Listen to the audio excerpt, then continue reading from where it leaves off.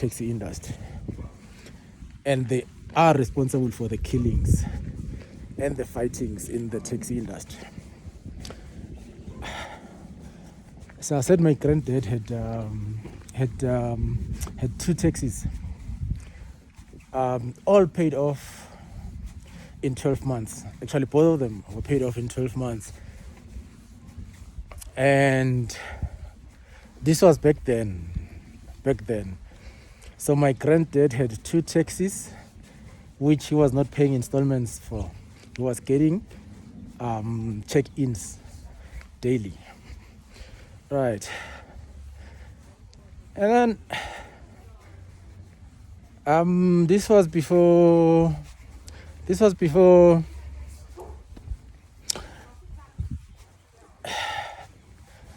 freedom. Did I call it freedom? Yeah, but this was before that. This is pre-1994. Okay, so everything was fine. The old man was okay. The old man managed to build himself, to actually extend the four-roomed houses. He managed to do a tandem garage for his two vehicles. Did 2 rooms for his which were my uncle's outside rooms. So they moved inside the house and went outside. That was done by the money from the taxis, the 2 taxis that I'm talking about.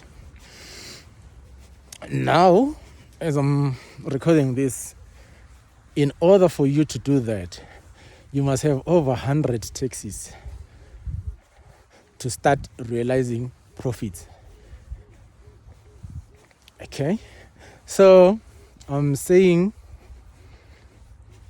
the government, the private sector, SA taxi, whatever, SA taxi securitization, SA taxi, whatever you call it, it's killing the taxi industry. And that is our industry. Owned, it used to be 100% owned by black people. But why would the government of the day, the government that fought for liberation, not liberate its own people, instead destroy its own people? What kind of a government is that? Okay, so I'm saying, my reasons for saying the government is destroying the taxi industry. Like, one, they say bring your old taxi, the one that you finished paying off, the one that you do not owe anymore. You are not paying an installment. Yes, it's not new, but it's functional. It takes people to work. Yes, it breaks down from time to time. Yes, it is affordable to maintain it. Right. Now they say, bring your car. We are going to give you 50,000. Okay, that's nice. We are going to give you 50,000. With that 50,000, you can get a brand new 14-seater Quantum, brand new from the box. Brand new. Wow, no, that's good. That's good. From an old car to a new car. Fine. They're taking your old taxi. You don't owe anything. They give you 50,000. You take that 50,000, all of it. You give it to SA Taxi. SA Taxi gives you a new taxi. The installment, is around 12,000 on those quantums. The installment is how much? Is around 12,000. Fine. The normal daily check-ins on taxis is 500 a day. 500 a day if your car works every day for 30 days in a month. It will give you 15,000, a gross of 15,000.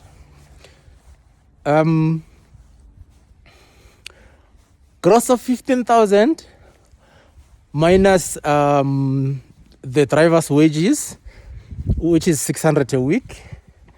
That gives you 2,400.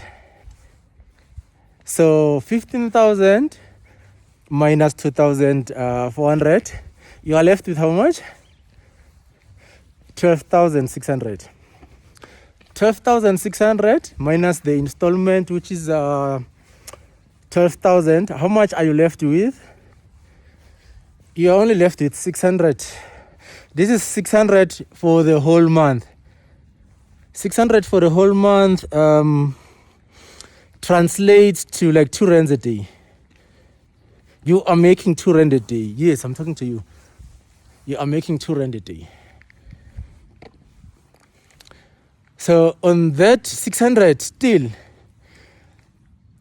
you must have money for brick pads when the time comes. You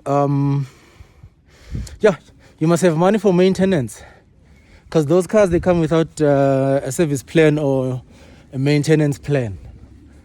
So you must have money for that, because it works 30 days a month. So you haven't insured it. The insurance is about 2,000, 2002, which basically means if your car is insured, that is if it's insured, you are not losing. You must dig from your own pocket about 1,600 every month. You must take it out from your own pocket, from your savings, wherever, but you must pay that much. And now tell me, is there a business from not owing, making about 10,000 gross on your skorokoro, to paying, digging out of your own pocket that money? Is it worth it? Is that not indebting our brothers, fathers, mothers, and hi? Oh, okay, sharp. Yeah, so I don't know, but that is why I am saying they are destroying it deliberately so, and they also using the private sector. And the third part, they're also using the associations as well. The associations are also part of this. I'm not saying everyone in the association, but the associations are or were responsible to negotiate better prices, better installments for all their members, instead of taking kickbacks, right? Instead of thinking of themselves. They didn't do that. Instead, they're getting fortunas from these dealerships, from these companies, financing companies, as kickbacks, in order to enslave their fellow men. What do you call that? Something needs to change. Something needs to happen. I don't want this to be one-sided. Maybe the information that I have doesn't align with what your Santiago's other taxi associations have. Maybe they have a different view to what I'm saying. But running a taxi business now is not profitable. It's just not profitable. Yeah, I don't want to go deep, but it's not profitable, and it's sad because now what happens is after getting that new car, 6 months to a year down the line, these guys will come and repossess the car from you. From owning one taxi, installment free, you are now one taxi less and blacklisted for that matter. What do you call that? Do you call that business? Something needs to change. Something has to be done. So I'm calling on all the taxi associations, the major role players in the taxi industry, to stop seeking own gratification or financial gains and start thinking about the future of their fellow brothers. Because yes, as Uvosi said, isitha somuntu omnyama umntomnyama. Let's change that narrative. Let's change that narrative. Let's do the right things. So I'll be interviewing a few people in the taxi industry, but everyone is welcome to comment. And I would also like, if you know of anyone that had taxis and lost it all, I just wanna hear them out, get their stories. Because now the thing is, the people will be talking a whole lot of nonsense. They'll say, yeah, you like women, blah blah blah, where in actual fact it's not that. It's the system. The system was created to destroy us, and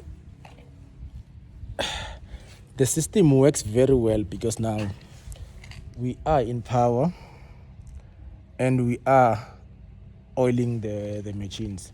Unfortunately, the machines won't stop running until we stop oiling them, until they stop using us to kill our own brothers. I thank you.